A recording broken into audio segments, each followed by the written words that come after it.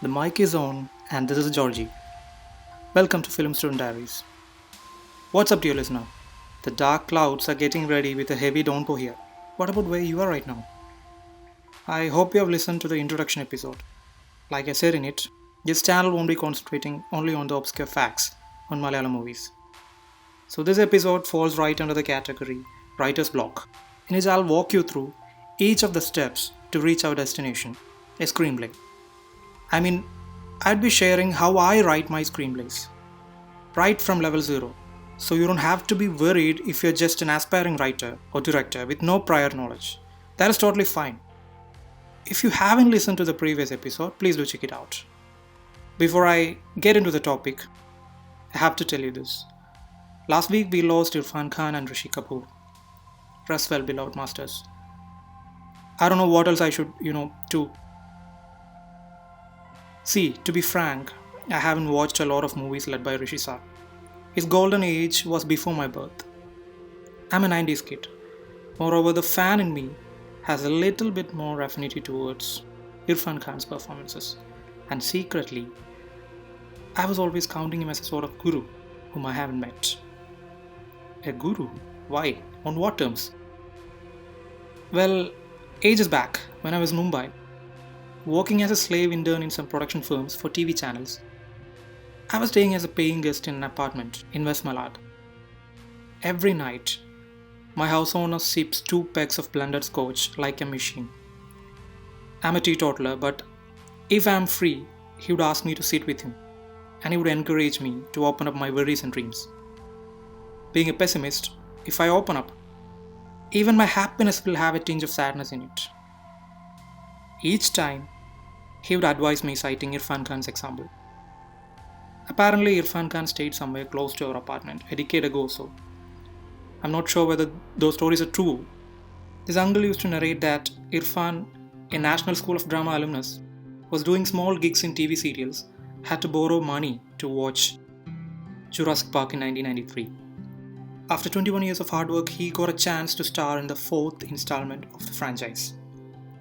Well, the movie came out later in 2015 under the title Jurassic World. For me, it still does the magic. Rest in peace, Guru. Thanks a lot for inspiring me all along. So let's dedicate this episode to Irfan sir and get down to business. How to write a screenplay as easy as possible. Let's go through one step at a time. The first step you should take is to start with an interesting idea. Idea. What exactly is an idea? The word has its origin via Latin from Greek, which means form pattern. It has its roots in the word idein, I-D-E-I-N, I'm not sure whether I have pronounced it correctly, which means to see. So in your normal conversation, when do you use the word idea? What the dictionary says is apt. It can be a thought, a concept, or a mental impression, which can lead you to a possible course of action. People who want to write a short screenplay or a feature-length screenplay always come up with ideas. On a daily basis. Whatever you see, read, listen, or experience can lead you to an idea. Even a mouthful of food you eat can give you ideas. But what matters is whether we should push them forward seriously or not. Anyway, don't forget to write down when some ideas hit you, or you can type in the ideas in your phone like I do. Apps like Evernote or Google Docs are meant for jotting down stuff, so that you can access it from anywhere anytime. For instance, before seriously thinking on what all I should mention in this topic, I jotted down the key points I should mention. See, even in the case of a podcast episode, the basics is same. So ideas. Ideas can be personal. You can sketch the life which you yourself or your closed ones have experienced. That's more genuine. So sit down with a pen and a notepad and list out some unique moments you have experienced, or some true tales about someone you know. Something your parents or grandparents narrated to you should be noted down too. It can range from a story that can still knock you down emotionally up till life experiences that can bring that genuine smile on your face. The range is wide. List those ideas. But in a couple of days, you have to start thinking whether any of your ideas can be developed to keep the viewers glued on the screen or not. For example, Anjali Menon's Manjadi Kuru is my favorite. It is too personal. Srinivasan Sar's Varavelpa is based on his father's disastrous choice to start a bus service. Another method is to note down the questions that ponder you a lot. It can even be abstract or philosophical. It doesn't matter. Like the meaning of life and death, if you tend to waste your time on that. Or it can be as mundane as possible too. Like, why isn't the government printing unlimited money and distributing it among us during this lockdown because of COVID? I cited those two examples to make it clear that the range is wide. Go wild when you note down some questions. The philosophical questions might lead you to ideas that are slow and poignant. You don't even have to find an exact answer to those questions. Maybe the journey in search of the answers, or even the questions. That curiosity can give you good idea. By the way, if the unlimited currency example made you think a bit, go Google about it. Check out the hyperinflation in Zimbabwe. Who knows, maybe you will end up writing a political satire or a spoof on it. Who knows? Another method is to list out your likes and dislikes. Maybe you're so much into something that you passionately care for, or something that motivates you. Listing it all out can make a difference. Similarly, if you dislike something shitty that's bloating around you, maybe it is some injustice you witness in the society. Maybe it is the politicians ruining the state. Maybe it's about the corrupt cops.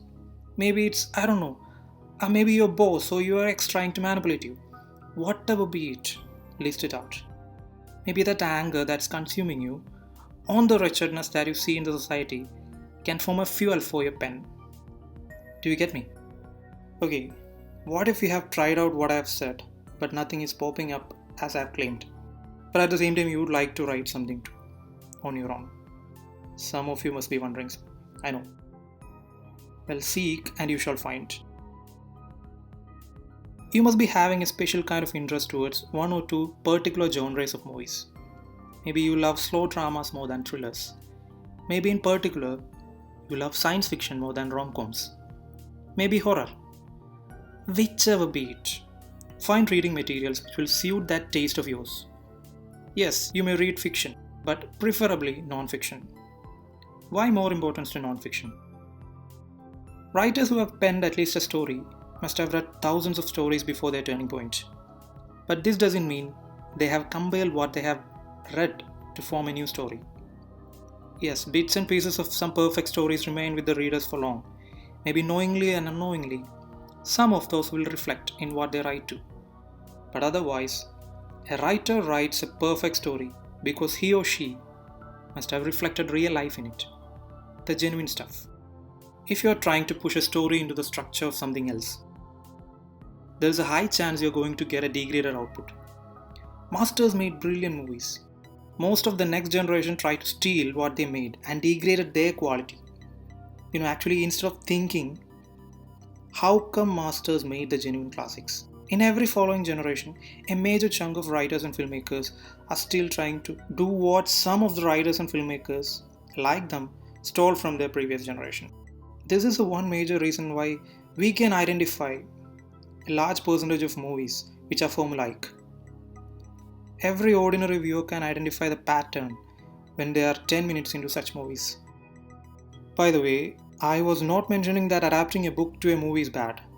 I was just criticizing those who write new movies out of their favorite movies. That is not adaptation. Genuine adaptation of a story or novel itself is an art.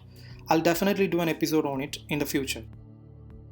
Now coming back to my statement that you all should find non-fiction reading materials which can point you in the direction of the movies you want to write. So, if it is science fiction you want to aim, then so be it. Read tons of news articles on the latest scientific findings.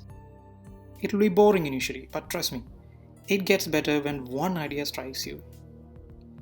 For example, earlier this year, in January I believe, there was a news saying a team of scientists from Ohio University found 15,000 years old multiple viruses frozen in a Tibetan glacier. So, if global warming kills the frozen region at this rate, we will have to be ready to face more viruses which are unknown to humankind. I know it can scare you more right now, hang in there, but think of the possibilities, write fictions around that particular news. Yeah, that's what I was trying to say. It doesn't have to be as top notch as the Hollywood science fictions, because now in this COVID season, we very well know America is not what we see in those movies. So even you can write stories around that piece of news. Likewise, if you're into crime thrillers, go read true crime news or books. Be aware of the political movements and unrest, from history up until the current affairs. Maybe something will help you from such an angle. Poems can inspire you, paintings can inspire you, a good or bad meal can inspire you. What more to say, even a newspaper joke on some current affair might ignite an idea. Make it a practice that you watch a lot of interviews or documentaries on what you like. This has the same potential of going through hundreds of books. I know it'll be boring, but hang on. It will work. So next time, when you're going through a newspaper or online news updates, make sure you're ready to make notes of facts or stories that are lighting up that imagination bulb in your head. Maybe it will make you think of something that's directly related to what you read from one article. Or else, an article can make you imagine something that has no direct link with itself, but somehow you might fall in love with what it made you think. See, all you need is just one eureka moment. Maybe some of them won't work as days pass by, but some special ideas would give you that thirst to write. I think I have to explain more on that. I mean, the mundane ideas which pop up usually won't survive in your mind more than 3 to 4 days. I mean, if you're taking it lightly, you're letting it go, and you might even forget it in a day. Even if you have jotted down your idea somewhere, you might not feel that urge to work on it after a while. Do you want to feel pressurized and work on such ideas? You shouldn't do that. But please don't trash what you have noted down all of a sudden. Maybe, just maybe, in future, when you go through what you have written long back, it can even give you chills. You might not even remember how or why you wrote such an idea, but it might give you some new openings. Maybe like, damn, I can combine this idea with the other one and form a new promising idea. That's just one possibility. Usually, if an idea is lingering in your mind for too long, if it is keeping you awake in bed, then maybe it's universe giving you some ideas that you should definitely work on it. Read it once again. I mean, go through the exact words which you jotted down. It could be in your mother tongue, or maybe it's written in cursive handwriting which can only be decoded by you. Or maybe it's in the form of chat abbreviations. Anyway, go through it. Trust me, this is very important. It is you consciously trying to involve the subconscious to form a new partnership to work on something spectacular. Most of the ideas of beginners are exciting situations. No, that's not bad, that's fine, but how we are going to evolve it from there matters. So in the school of time, which you're granting to each of your good ideas, you're consciously or subconsciously forming plans to see it as a movie. It's like the viewer in you is trying to project that idea on a silver screen inside your mind. There are a couple of bad choices which can screw that idea of yours within this cool off period.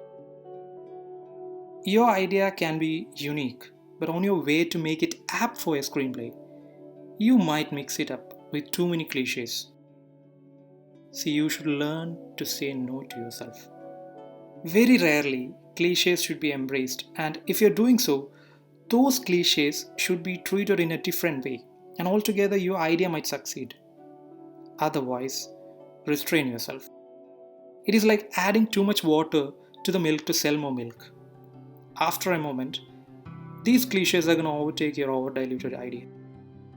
Another bad choice might occur when you consciously try to save your idea from cliches. Yeah, the exact opposite of the last.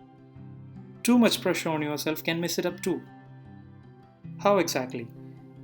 Well, you might even tend to inject other extremely old ideas into your initial idea, just to keep it as fresh as possible. Therefore, you should always find a balance between the pressure to treat your idea differently and you're pressured to keep some cliches. You have to find a balance. Else, you might end up making it monstrous. And later, you yourself might dislike your idea. I think I should conclude my thoughts on the formation of ideas. So, follow what I have mentioned above and hold on to one idea that is genuinely trying to fill your mind. Once you finish your screenplay, when you look back, there is a high chance that you will surprise yourself. Oh shit, this was not my intention when I began, but this is even better. Yeah, you're gonna say that. Mark my words. But don't be greedy and skip any step. Take your time to mount each step because it varies for everyone. Don't compare yourself with others who can write faster than you. It is the result that matters. Maybe you can oust them with your screenplay when you finally finish it. Hey, by the way, can you spread the word about this channel? It's available on platforms like YouTube, Spotify, Google Podcasts, Anchor, Radio Public, Breaker, and so on. Share the link personally to those who would be interested in this. Or if you're okay with it, go wild and post it on all the social media platforms. I'm putting some effort to do this all by myself, so that would mean the whole world to me. So that's that. For now, I want you all to go work on some random ideas. Go gather ideas and see whether they keep you awake to make you work on them. If yes, keep an eye on them, always. Also, a special tip. If some idea is really holding you so tight, take a piece of paper and write down why you thought of that idea in the first place. I mean, how was that seed idea planted in you? That has to be the reason which keeps you awake for now. You don't have to remind yourself about this reason every day. In fact, try to write it down anywhere and keep it safe. This is that grass straw which you might hold on when you lose your balance and fall off a cliff. I mean, when you're so damn sure that you're not reaching anywhere with the screenplay and all your work on it is going to be pointless. Then, go through this paper which you might have kept away in the beginning. The reason why you began it all might save your efforts later. Trust me on this. This episode is too long, it seems, so do let me know if you all want to shorten the length of the episode. Next episode falls under Let's Dismantle. So I'll try to dissect a key scene from a movie to explain to you folks why the makers wrote and shot it the way you see it on the screen. Until next time, this is Georgy signing off. Peace.